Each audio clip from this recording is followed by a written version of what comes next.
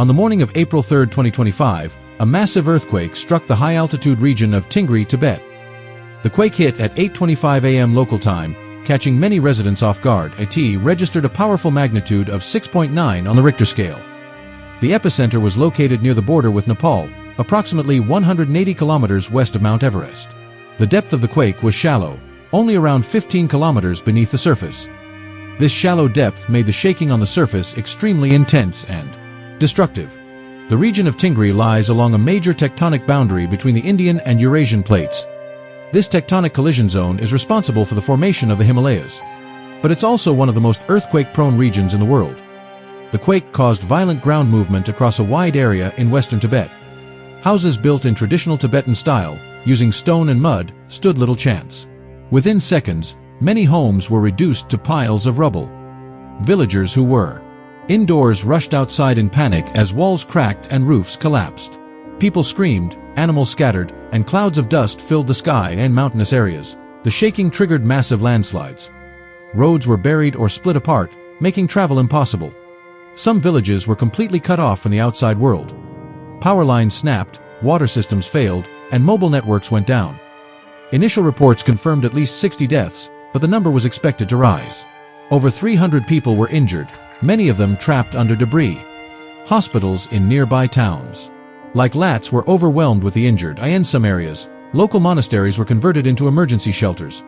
Monks opened their doors to anyone seeking food, warmth, or medical attention. The bitter cold and thin mountain air made rescue efforts even harder.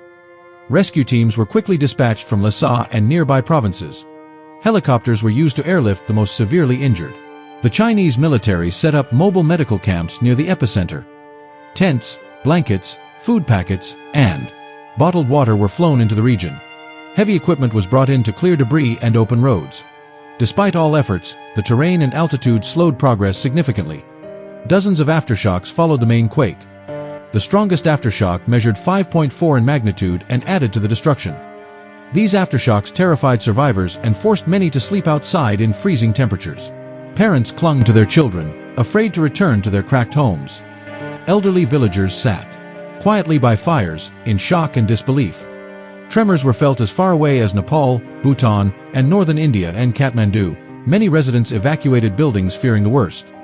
The earthquake served as a chilling reminder of the devastating 2015 Nepal quake.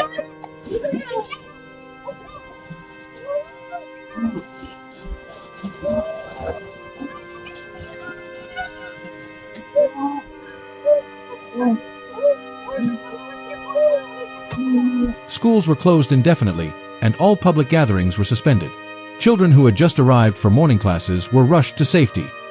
Local officials warned people to stay alert for more seismic activity. Chinese national media covered the quake extensively. Satellite images showed the damage spread across valleys and plateaus. International experts noted that the location and nature of the quake were consistent with strike-slip fault movement. This means that the tectonic plates moved sideways rather than vertically. Such movements are common along continental collision zones like the Himalayas. Despite the scale of destruction, the people of Tingri showed extraordinary resilience.